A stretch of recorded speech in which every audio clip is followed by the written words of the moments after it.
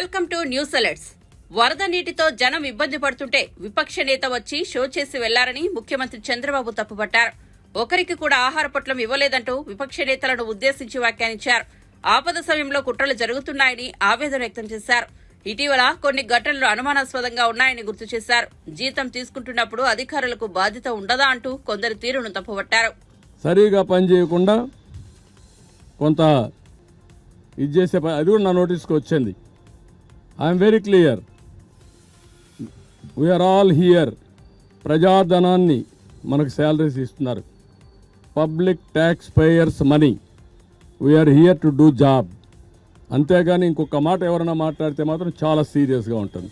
ఒకటే మాట చెప్తున్నా, కొంతమందికి ఇంకా ఉంది. మీరు కూడా సమాజంలో భాగం. సమాజంలో మీరు కూడా ఇలాంటి తప్పుడు సంకేతాలు ఇచ్చి మీ పరువు పోగొట్టుకోవద్దండి. కమాన్ మెయిన్ స్ట్రీమ్కి రమ్మని కోరుతున్నా. ప్రజాహితం కోసం పనిచేయమని కోరుతున్నా. చేయకపోతే వాళ్లే ఏ విధంగా ఎలిమినేట్ చేయాలో వాళ్లే ప్రజలే ఎలిమినేట్ చేసుకునే పరిస్థితి వస్తుంది. అన్నింటికంటే ముఖ్యంగా ప్రజలు ఆలోచించాలి. ఏంటంటే నిన్న వచ్చి 5 నిమిషాలు వచ్చి షో చేసి ఒక్క వ్యక్తికి ఒక పాకెట్ భోజనం ఇచ్చారండి, ఒక వ్యక్తిని పరామర్శించారండి, ఒక వ్యక్తిని సపోర్ట్ చేయడిగా చేశారండి. ఏంటివన్నీ? వికృతమైన చేష్టలు, పనికిరాని చేష్టలు. ఎవరు చేయరు ఇవన్నీ. అందుకే నేను చెప్పాను ఎస్కోబార్ అని. ఇదే మరి చేసేవాడు, ఏది చేసిన ఇదే మరిగా. As long as you are in government roles, that is your duty to do government duty. Be clear. ఒకవేళ వీఆర్లో పెట్టాడు సిఎస్ఓ, లేదంటే మా డీజీ గారు ఓవర్లుక్ అయ్యారు, ఓవర్లుక్ అయితే పనిచేయవా నువ్వు? ఏమనుకుంటున్నారు మీరు? జీతం తీసుకోవడంలా? జీతం తీసుకున్నప్పుడు నీకు బాధ్యత లేదు. సమాజం నుండి కూడా బాధ్యత ఉంటుంది, గుర్తుపెట్టుకోండి. మీరు అందరం ప్రజలు ఉంటేనే మనం అందరం ఉంటాం. ప్రజలు ఇబ్బందుల్లో ఉన్నప్పుడు మీనమేషాలు లెక్కేయడం, వాళ్ళకు నష్టం వచ్చే పనులు చేయడం అది క్షమించరాని నేరం. I'm very clear on that. నేను కూడా ప్రజలకు ఎప్పటికప్పుడు కమ్యూనికేట్ చేస్తా. నేను వాళ్ళు ఏ నిర్ణయం చేసి దానికి ముందుకు పోతాను. మీ పరిపాలనలో కూడా ఇంకా ఏంటి ఇవన్నీ ఉన్నాయని అడిగారు. ఒకరు కాదు, ఎక్కడికి పోయినా మీరు పరిపాలనలోకి వచ్చారంటే మిమ్మల్ని కోరుకున్నాం, మీరు వచ్చారు. వచ్చిన తర్వాత ఎందుకు జరగడం లేదు? ఎందుకు ఇవన్నీ జరుగుతున్నాయి? మీరు చెప్తున్నారు, ఎందుకు ఫీల్డ్లో జరగలేదు? They are asking me. Now I have to respond. నిన్న ప్రధానమంత్రి గారు చెప్పినప్పుడు ఆయన ఒక మాట అన్నాడు, మీరున్నారు, మీరు చేయగలుగుతారు కదా. నమ్మకం ఆయనకు. ఉదూ సైక్లోన్లో వచ్చినప్పుడు చూశాడు ఆయన. ఇద్దరం దిగాం. ఆయన రిసీవ్ చేసుకుని కారులో పోతా ఉంటే ప్రజలు నన్ను చూసి ఒక నమ్మకంతో 2 ఏళ్ళు చూపించి నవ్వారు. నవ్వుతూ స్వాగతం పలికారు. అంటే ఏంటి ఉద్దేశం? మీరున్నారు, మేము సేఫ్ అని, మాకేం బాధలు ఉండవు అన్నీ.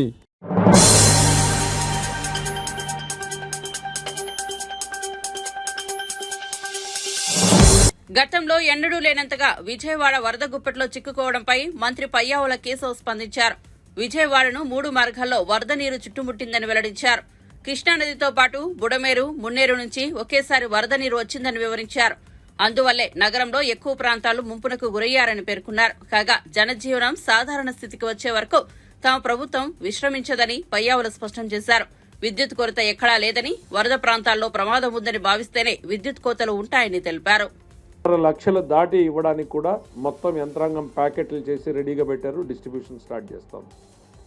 వాటర్ది సప్లై కొంచెం స్లో అయింది. మ్యాక్సిమం ప్రతి ఇంటికి కూడా వాటర్ సప్లైని పెంచడానికి ముఖ్యమంత్రి గారు క్షేత్రస్థాయి నుంచి ఆదేశాలు ఇచ్చారు. వాటర్ బాటిల్స్ అందుబాటులో అన్ని జిల్లాల్లో ఉన్నటువంటి వాటర్ బాటిల్స్ లక్షల సంఖ్యలో తెప్పిస్తున్నాం. వాటర్ ప్యాకెట్లు తెప్పించడం జరుగుతుంది. దాంతోపాటు ట్యాంకర్లను కూడా ఇతర అవసరాల కోసం ఉపయోగించడానికి వాటర్ ట్యాంకర్లను కూడా రంగంలోకి దించడం జరుగుతుంది. ఏ ఒక్క అవకాశాన్ని కూడా వినియోగించకుండా, ఇది మా బాధ్యతగా, మా కుటుంబ సభ్యుల ఇబ్బందుల్లో ఉన్నారు అన్నంతటువంటి భావనతోటి, అంతే బాధ్యతతోటి ఇవాళ ముఖ్యమంత్రి చంద్రబాబు నాయుడు గారి ఆదేశాల మేరకు మొత్తం టీం పనిచేస్తూ ఉంది. మొదటి రోజు పరిస్థితిని అంచనా వేయడము, దానికి అధిగమించి మేము అందుకోవడానికి కొద్ది గంటల సమయం పట్టినా ఇవాళ కాన్ఫిడెన్స్తో చెప్పగలుగుతున్నాం. మ్యాక్సిమం ప్రాంతాన్ని ప్రతి ఇంటి తలుపు తట్టే స్థాయికి ప్రభుత్వ యంత్రాంగం చేరింది. ప్రతి ఇంటికి వాళ్ళ అవసరాల మేరకు పాలు, నీళ్లు, మరి రిలీఫ్ యాక్టివిటీని అందించే, భోజనాలు అందించే ప్రయత్నానికి చేరుకోగలిగాం. ఈరోజు నైటు, రేపు ఈ వరద ఉధృతి కొనసాగున్నంత వరకు కూడా ప్రభుత్వ సైడ్ నుంచి రిలీఫ్ నడుస్తూనే ఉంటుంది. మరి ఈ కోఆర్డినేషన్ టీం అనేటువంటిది మొత్తం డే అండ్ నైట్ పనిచేస్తూ ఉంది. అందరం కూడా ఇక్కడే ఉంటున్నారు. లోకేష్ బాబు గారు నిన్న నైటు దాదాపు 2 అయింది, మళ్ళీ మార్నింగ్ 6ంటికి అందరూ యాక్టివిటీ స్టార్ట్ చేశారు. ఈ 2-3 రోజులు కూడా ప్రజలకు నమ్మకాన్ని, విశ్వాసాన్ని మేము ఇవ్వదలుచుకున్నాం. మీకోసం నిరంతరం ఈ ప్రభుత్వం పనిచేస్తుంది, పనిచేస్తూనే ఉంటుంది, మీరందరూ సాధారణ స్థితికి వచ్చేంత వరకు అనేటువంటిది. Thank you. అందరికీ నమస్కారాలండి. అందరికీ తెలుసు, విజయవాడ నగరం పరిసర ప్రాంతాల్లో ఈ వరద యొక్క ముప్పు వల్ల ప్రజలు ఎంత ఇబ్బంది పడింది.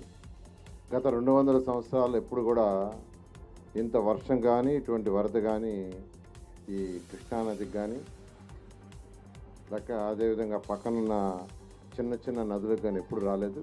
అలాంటిది ఫస్ట్ టైం వచ్చింది. అయితే ముఖ్యమంత్రి గారు వచ్చిన వెంటనే యాక్చువల్గా చేసి వెంటనే యాక్చువల్గా కలెక్టర్ ఆఫీస్కి వచ్చి ప్రజలకి టోటల్గా ఈ వాటర్ అంతా బయటికి పోయిందాక ఇక్కడి నుంచి కథలను ఇక్కడే ఉంటానంటూ వారు ఆ రోజు నుంచి ఈ రోజు ఇక్కడే ఉంటూ మంత్రుల్ని, అధికారులను, అన్ని డిపార్ట్మెంట్ యాక్చువల్ పిలిచి ఒక సమన్వయంతో చేయటం వల్ల ప్రాణ నష్టాన్ని మినిమైజ్ చేసాం, ఆల్మోస్ట్ మినిమైజ్.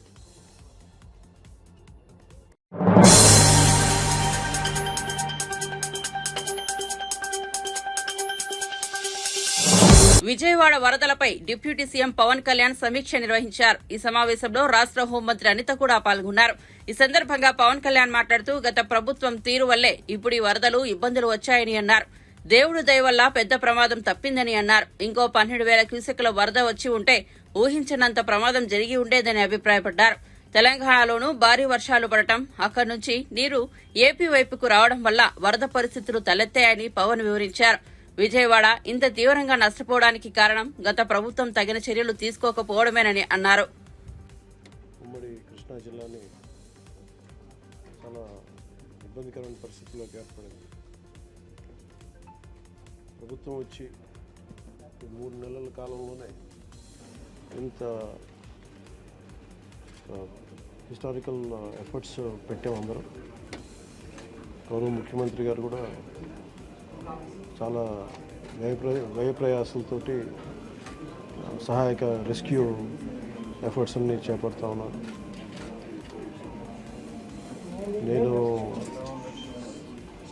నా తరపు నుంచి పంచాయతీరాజ్ డిపార్ట్మెంట్ తోటి ఎప్పటికప్పుడు సమీక్షలు చేస్తాను. లాస్ట్ 2 డేస్ నుంచి ముందస్తుగా అందరూ అనుకున్నట్టుగానే ఇది వర్షం ఎక్కువైంది, తను వచ్చిన సహజ వరద అనుకున్నా. ఆ తర్వాత రికార్డ్ బ్రేక్లో అసలు ఎవరు ఊహించిన విధంగా గత 50 ఏళ్లలో ఎప్పుడు రానంతగా వరద నీరు చేరడం, ముఖ్యంగా తెలంగాణ నుంచి అక్కడ పడ్డ వర్షాలు, అక్కడ వాగులు ఇవన్నీ వచ్చి ఫైనల్లీ కన్వర్జింగ్ పాయింట్ బుడమే మన వైపు రావటం, దానికి మనం విపరీతంగా నష్టపోవడం. అలాగే ముఖ్యంగా విజయవాడ ఎందుకు ఇంత గురైందని చూస్తే ఇది ఇంత అవుట్లెట్ తీసుకోకపోవటం. బేసిక్గా గత ప్రభుత్వం చేసి ఉండాల్సింది, ఇవన్నీ కొంచెం దృష్టి పెట్టుండాల్సింది, వాళ్ళు పెట్టలేకపోయారు. సో వాళ్ళు చేయలేకపోయారు. కానీ భవిష్యత్తులో ఈ రోజున ఈ సహాయ కార్యక్రమాలతో పాటు భవిష్యత్తులో ఇలాంటి ఎంత అకస్మాత్తుగా ఇలా వచ్చి మనం ప్రజలు ఇంత నష్టపోకుండా ఉండాలంటే ఏం చేయాలి? ఖచ్చితంగా ఈ వరద నీరు తగ్గగానే, రిసీడ్ అవ్వగానే దీని మీద ఒక ప్రాపర్ ప్లానింగ్ తోటి ఈ వరద నీరు వెంటనే దీని అవుట్లెట్ కాలువలు ఉండేలాగా దాని మీద ఈ ఫ్లడ్ కెనాల్స్ని ఎలా ఏర్పాటు చేయాలనేది గౌరవ ముఖ్యమంత్రి గారితో కూడా దీన్ని చర్చిస్తాం. ఇందాక కూడా మాట్లాడుతూ ఉంటే ఇన్ఫర్మేషన్ ఏమంటే బుడమేరుకు సంబంధించి కొంత గత ప్రభుత్వం కంప్లీట్గా విస్మరించింది ఈ ప్రాజెక్ట్స్ని. చాలా ఇప్పుడు మీరు చూస్తే మొన్న వాళ్ళ ప్రభుత్వం ఉన్నప్పుడు కూడా ఈ మన అన్నమయ్య ప్రాంతానికి పింఛా డ్యామ్ కూడా సరిగ్గా మెయింటెనెన్స్ చేయలేక నష్టపోయారు. ఒకటి కెపాసిటీకి మించి వరదలు వచ్చినాయి. ఒక్క ఆంధ్రప్రదేశ్ సంబంధించి మన తెలంగాణ నుంచి పడ్డ వర్షం కానీ అవన్నీ కూడా ఇది ఆంధ్రప్రదేశ్కి ఒక ముంపుగా ఏర్పడ్డాయి. దానితోడు ఈ అవుట్లెట్స్ లేవు, ఫ్లడ్ కింద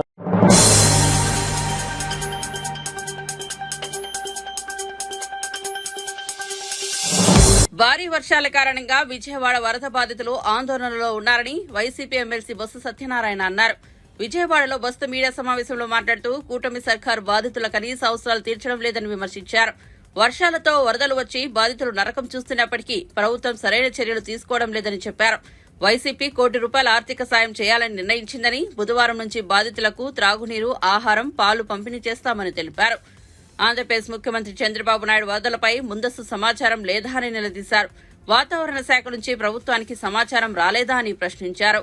మనకి వాతావరణ శాఖ తెలియపరుస్తుంది, ఎంత వర్షపాతం నమోదు అవబోతుంది, దానికి తగ్గట్టు ఏర్పాట్లు చేయాలనేది ముందుగా ఆలోచన చేస్తాం. అది సహజం. అది దీనికేమి పెద్దగా మనకేమి పేచీలు చేయక్కర్లేదు, చదువుకోక్కర్లేదు. Common sense point. అందులో అనుభవం ముఖ్యమైనది. ఇంకా ముందుగా ఆలోచన చేసుకోవాలి.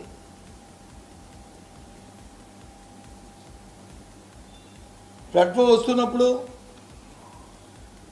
ఇవాళ ఒక్కసారే కాదు, 11,40,000 క్యూసిక్ రావడం వచ్చి మరోసారి కాదు. ఇది ఇంతకుముందు 11 లక్షల క్యూసిక్ వరకు వచ్చిన నేపథ్యం ఉంది 2009లో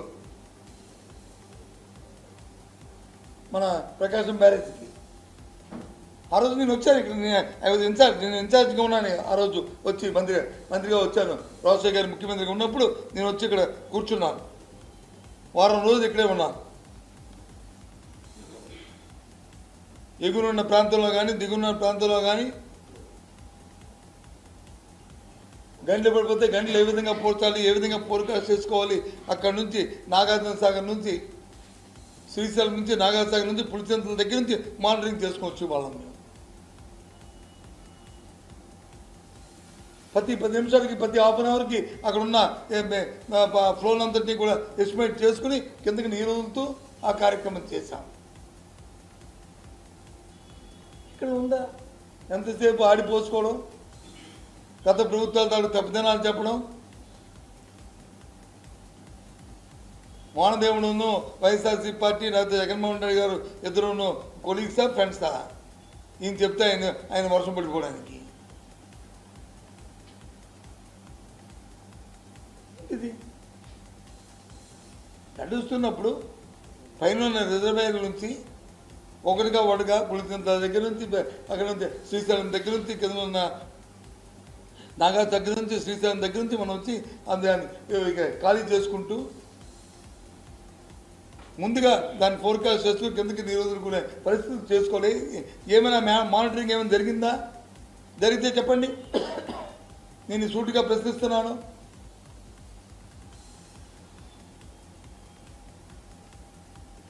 ఎందుకు మేనేజ్మెంట్ చేయలేకపోయారు? ఏమైంది మీ ఆలోచన? ఏమైంది మీద ఉన్న అధికార యంత్రాంగం ఏ ఆలోచన చేసింది?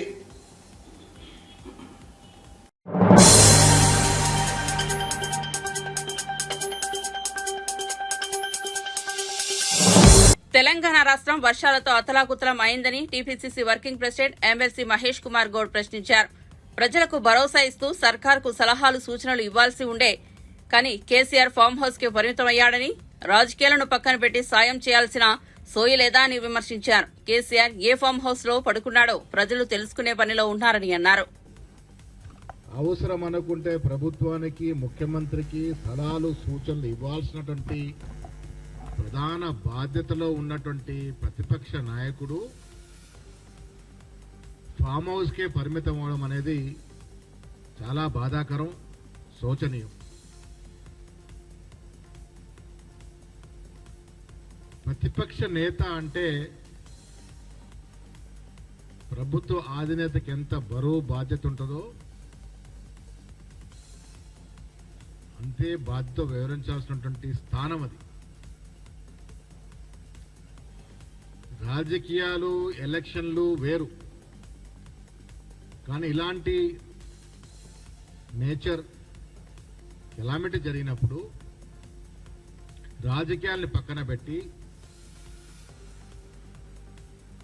ప్రజలకి కష్టాలు పడుతుంటే వారి కష్టాల్లో భాగం పంచుకొని వారికి భరోసా ధైర్యాన్ని ఇస్తూ ప్రభుత్వానికి సలహాలు ఇవ్వాల్సిన బాధ్యత ప్రతిపక్ష నాయకుడిది. ఆయన ఏ ఫామ్ హౌస్లో పడుకున్నాడో ప్రజలు తెలుసుకోవాల్సిన అవసరం లేదు. మొన్నటి వరకు గారాల కూతురు కవిత గారి బయలు కొరకు పడరాని పాటలు పడి బీజేపీ నాయకుల చుట్టూ తిరుగుతూ ప్రాధాన్యపడిన సందర్భం. సరే, కవిత గారు జైలు నుంచి బయటకు వచ్చినారు, ఇప్పుడు సంబరాలు జరుపుకుంటా ఉన్నారు. తండ్రి గారు ఫామ్ హౌస్కే పరిమితం అవుతే సుపుత్రుడైనటువంటి వర్కింగ్ ప్రెసిడెంట్ కేటీఆర్ గారు ఈ సమయంలో విలాస యాత్రలో ఉన్నారు. ఆయన ట్వీట్ చేశారు, ఇంగ్లాండ్లో ఎక్కడో టెలిఫోన్ బూత్లో 20 ఏళ్ల క్రితం ఫోటో దిగారంటే మళ్ళీ నిన్న ఫోటో దిగి పెట్టినాడు. ఇదా నేను బాధ్యత? ఇంగ్లాండ్ ఎంత దూరంలో ఉంది మనకి? మనకు శుక్రవారం నాడు వర్షాలు మొదలైనాయి. ఆ రోజే తీవ్రంగా వర్షాలు పడ్డాయి. శనివారానికి రావచ్చు కదా, వెనక్కి వచ్చి బాధ్యత నిర్వహించవచ్చు కదా, ప్రజలతో తిరగవచ్చు కదా. నువ్వు చేస్తున్న ట్వీట్లు ఇక్కడుండి ప్రజలతో మమైకమై ప్రజల కష్టాల్లో భాగమై ఇక్కడ పత్రికా సమావేశంలో మాట్లాడవచ్చు కదా. ఎక్కడో ఇంగ్లాండ్లో విహారయాత్రలో నువ్వు ఉండి సోషల్ రెస్పాన్సిబిలిటీ మరిచి సోషల్ మీడియాలో ట్వీట్లు పెడతా ఉన్నావు. మరి ఆ ట్వీట్లను ఏమైనా పనికొచ్చావా అంటే పసలేని ట్వీట్లు.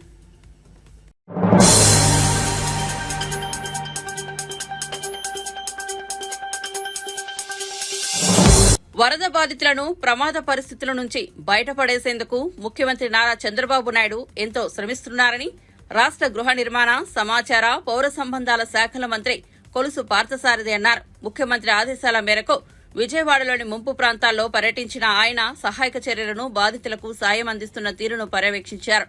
ఈ సందర్భంగా మంత్రి పార్థసారథి మాట్లాడుతూ ఎగువన క్యాచ్మెంట్ ఏరియాలో వర్షం భారీగా పడి దిగువనున్న విజయవాడకు రావడంతో సింగ్ నగర్ ప్రాంతం బుడమేరు వరద ముంపునకు గురైందన్నారు. ప్రభుత్వం ఎక్కడికెక్కడ బాధితులను ఆదుకునేందుకు కృషి చేస్తోందన్నారు.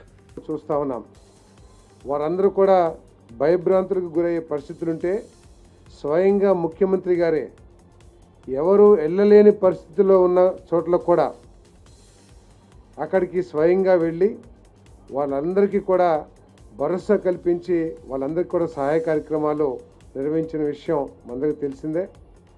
మరి ఈరోజు ప్రభుత్వం దాదాపు 7,20,000 ఫుడ్ ప్యాకెట్స్ని నేరుగా ప్రతి ఇంటికి కూడా అందించాలనే లక్ష్యంతో పార్టీ యంత్రాంగాన్ని, ప్రభుత్వ యంత్రాంగాన్ని వార్డుల్లో, ముంపు ప్రాంతాల్లో పర్యటింపచేసి అందించిన విషయాన్ని మీ దృష్టికి తీసుకొస్తా ఉన్నాను. మరి అదేవిధంగా త్రాగునీరు కూడా ప్రతి ఇంటికి, ఎందుకంటే దాదాపు 2-3 రోజుల నుంచి ఎవరు కూడా ఇళ్లలో నుంచి బయటికి రాలేని పరిస్థితి, మరి వాటర్ కనెక్షన్ కూడా ఆగిపోయిన పరిస్థితి, కొన్ని చోట్ల విద్యుత్ సమస్య ఉన్నా కూడా వాటన్నిటినీ కూడా మళ్ళీ చేయటం, మళ్ళీ కనెక్షన్ ఇప్పించడం, ఇవన్నీ కూడా చేయడం జరిగింది. అందుకని మంచినీళ్ళు కూడా ఇవ్వటం జరిగింది. మరి ఎక్కడ ఎప్పుడూ లేని విధంగా దాదాపు 30-40 డ్రోన్స్ని వినియోగించి, డ్రోన్స్ ద్వారా మనకి తెలియని పరిస్థితులు కూడా ప్రాంతాలకు కూడా డ్రోన్స్ని పంపించి అక్కడ జరిగిన నష్టాన్ని, అక్కడున్న పరిస్థితులను ఎస్టిమేట్ వేసుకుంటూ వారికి సహాయ కార్యక్రమాలు ఏ విధంగా చేయాలనేది ప్రభుత్వం పనిచేస్తూ ఉంది. అంతేకాకుండా 55 టన్నుల ఆహార పదార్థాలను కానివ్వండి, త్రాగునీరు కానివ్వండి, 6 హెలికాప్టర్ల ద్వారా మరి ఎక్కడికైతే వాహనాలు, బోట్స్ చేరుకోలేవో ఆ ప్రాంతాలకి ఫుడ్ని కూడా తరలించిన విషయాన్ని మీ దృష్టికి తీసుకొస్తా ఉన్నాను నేను. మరి డ్రోన్స్ ద్వారా, ఎందుకంటే 3 రోజుల నుంచి ఇళ్లలో నుంచి బయటికి రాలేకుండా, అదేవిధంగా ఈ వాటర్ ఏదైతే ఉందో కంటామినేటెడ్ వాటర్ ఇళ్ళ చుట్టూతా ఉండటం మూలంగా జ్వరాలు ప్రబలే పరిస్థితి ఉంటుంది. కాబట్టి మరి ఈ డ్రోన్స్ ద్వారా మెడిసిన్స్ కూడా ఏర్పాటు చేయడం జరిగింది. అన్ని చోట్ల క్యాంపులు కూడా మరి ఏర్పాటు చేయడం జరిగింది. ఎన్టీఆర్ జిల్లాలో 70 పునరావాస కేంద్రాల్లో 15,000 మందికి అక్కడ అకామిడేషన్ ఏర్పాటు చేసి వాళ్ళందరికీ కూడా అన్ని సౌకర్యాలు కూడా మరి ఏర్పాటు జరిగిందని చెప్పేసి నేను మనవి చేస్తామని. మరి గతంలో ఎన్నడూ లేని విధంగా ప్రకాశం బ్యారేజ్ దగ్గర 11,37,000 క్యూసెక్ల వరద రావటం అనేది నిజంగా చాలా భయంకరమైన పరిస్థితి. దాని నుంచి కూడా ఇటువంటి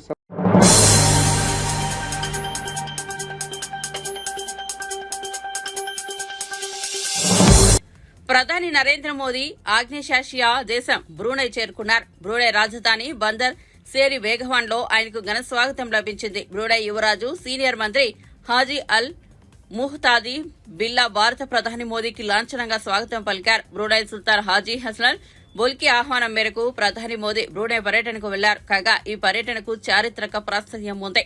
ఓ భారత ప్రధాని బ్రూనై దేశానికి ద్వైపాక్షిక పర్యటన నిమిత్తం వెళ్లడం ఇదే ప్రథమం.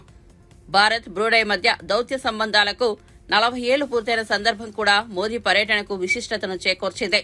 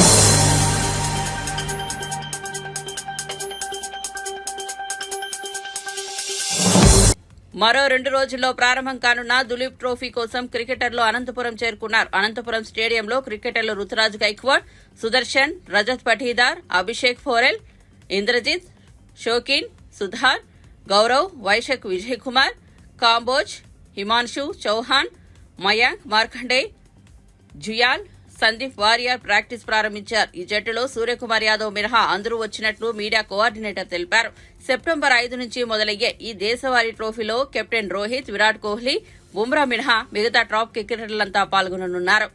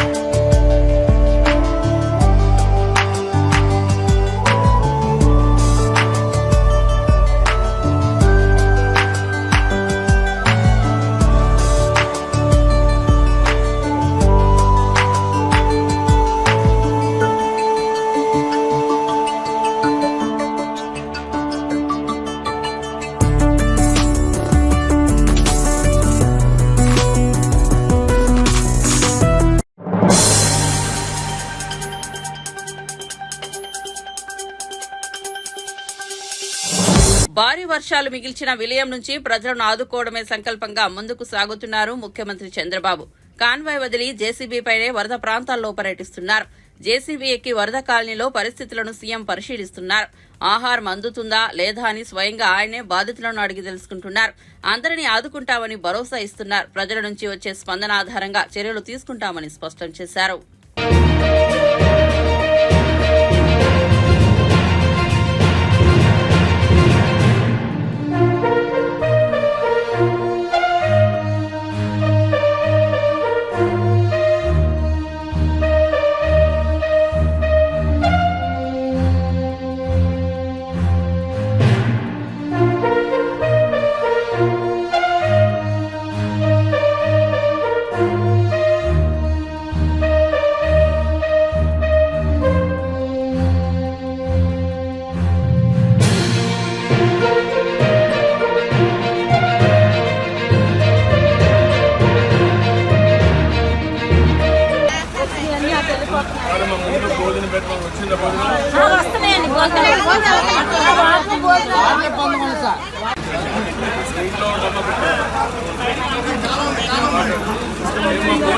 కరెంట్ ఇవ్వడం లేదు.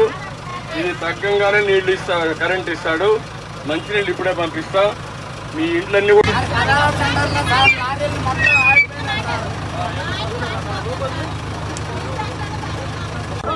మళ్ళా ఇల్లు కట్టిస్తాను. ధైర్యంగా ఇల్లు కట్టిస్తాను. Morning breakfast.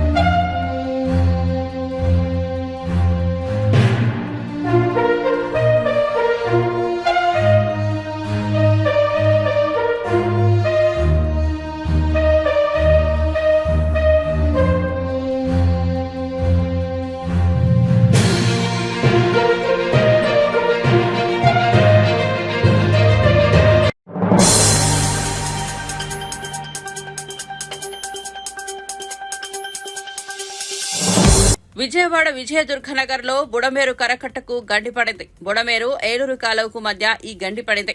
మరోవైపు విజయదుర్గనగర్ లోని రైలు వంతెన కింద నుంచి బుడమేరు ప్రవాహ ఉధృతి కొనసాగుతోంది. ఈ రైలు వంతెనపై నుంచి మచిలీపట్నం విజయవాడ రైళ్ల రాకపోకలు సాగిస్తాయి. వరద ప్రవాహానికి వంతెన కింద మట్టి కొట్టుపోతూ ప్రమాదకరంగా ఉందని స్థానికులు ఆందోళన వ్యక్తం చేస్తున్నారు.